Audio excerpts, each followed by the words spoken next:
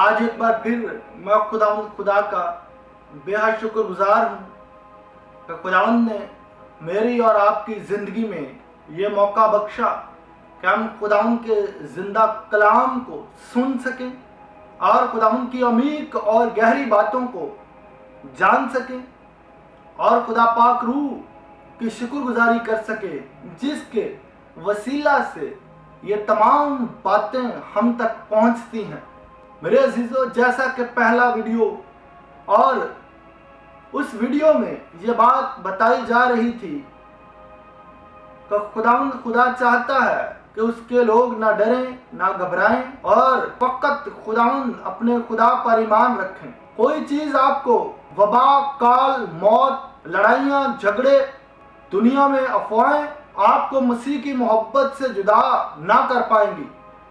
زندہ کلام میں جو کچھ ہمارے لیے مرقوم ہے، ہماری اصلاح کے لیے، ہماری ترقی کے لیے اور ہماری نصیحت کے لیے، اس کلام میں ہمیں پڑھنے کو ملتا ہے۔ آج ضرورت ہے ہر مسیحی کے لیے، نہ صرف پاسبانوں کے لیے، آپ بھی خدا کے بیٹے اور بیٹیاں ہیں، خدا کے کلام کو پڑھیں، خدا کے بھیدوں کو جانیں۔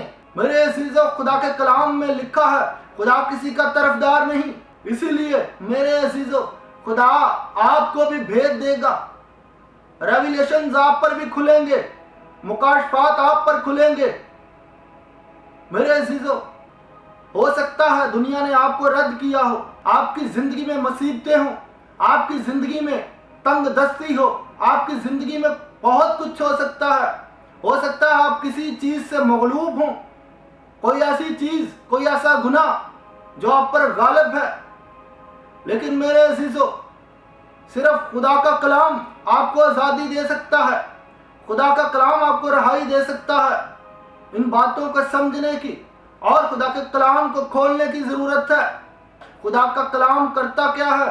خدا کا کلام زندہ ہے، جو اثر رکھتا ہے۔ جو خدا اپنے منہ کے کلام سے اس پوری کائنات کو سنبھالے ہوئے ہے، کیا وہ آپ کی زندگی بدل نہیں سکتا؟ کیا وہ آپ کے حالات بدل نہیں سکتا؟ کیا وہ آپ کے بزنس میں برکت نہیں ڈال سکتا؟ خدا سب کچھ کرنے پر قادر ہے، جو آسمان اور زمین کو بدل سکتا ہے، وہ آپ کی زندگی کو یقیناً بدل سکتا ہے۔ یہ بات میرے آقا منجی عالمین یسوع المسیح کے لیے بالکل معمولی بات ہے۔ میرے عزیزو، خداوند پر ایمان رکھنے کی ضرورت ہے۔ سو ہم کلام مقدس میں سے آج پڑھیں گے اور جانیں گے کہ خداوند کا کلام جب کھلتا ہے تو پتہ چلتا ہے کہ خداوند کا کلام فرماتا کیا ہے۔ بنا کھولے ہمیں نہیں پتا کہ اس میں کیا لکھا ہے، لیکن جب ہم کھولتے ہیں اور پڑھتے ہیں تو جانتے ہیں کہ خداوند کا کلام ہم سے ہم کلام ہو رہا ہے، خداوند کا کلام ہم سے باتیں کر رہا ہے۔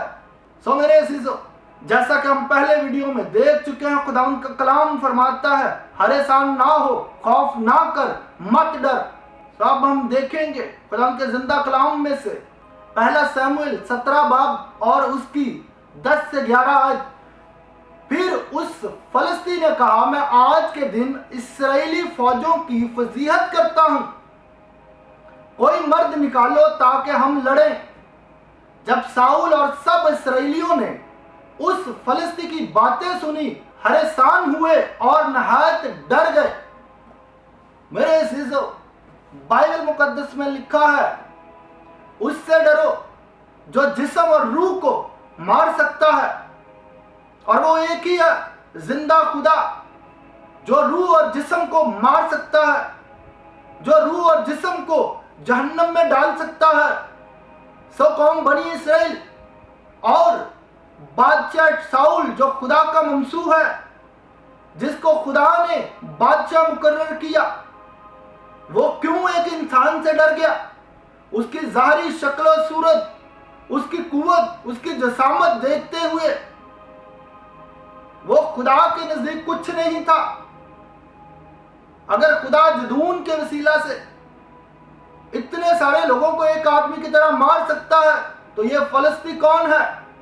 اگر سمسون کے ہاتھ سے اتنے لوگوں کو اکیلا سمسون مار سکتا ہے تو یہ فلسطی کیا اوقات رکھتا ہے؟ میرے عزیزوں، وہ فلسطی خدا کے نام کی ذلت کر رہا تھا، خدا کی قوم کی ذلت کر رہا تھا۔ میرے عزیزو، جو اپنے آپ کو بڑا بناتا ہے وہ چھوٹا کیا جائے گا، اور جو اپنے آپ کو چھوٹا بناتا ہے وہ بڑا کیا جائے گا۔ میرے عزیزو، فلسطین جاتی جولیت دنیا کی نظر میں، قوم بنی اسرائیل کی نظر میں، ساؤل بادشاہ کی نظر میں جنگجو ہے، سورما ہے، جس کا مقابلہ کوئی نہیں کر سکتا اور نہ وہ کر پائے، کیونکہ وہ ڈر گئے۔ میرے عزیزو، جو ڈرتا ہے وہ خدا پر توکل نہیں کرتا۔ خوف نہ کھا، بے دل نہ ہو، پریشان نہ ہو، پریشان نہ ہو، نہ گھبرا۔ لیکن میرے عزیزو، قوم بنی اسرائیل اور ساؤل بادشاہ گھبرا گئے، پریشان ہو گئے۔ خدا نے ان کی زندگیوں میں کام کیے تھے، انہوں نے کسی ایک کام کو بھی نہ یاد رکھا کہ جس خدا نے مجھے پہلے فتح بخشی، جس خدا نے لاکھوں کو میرے ہاتھ سے مروایا، تو ساؤل بادشاہ کا ایمان کہاں گیا؟ خدا کے وسیلہ سے جو معجزات اس کی زندگی میں ہوئے ان کو یاد نہیں رکھا۔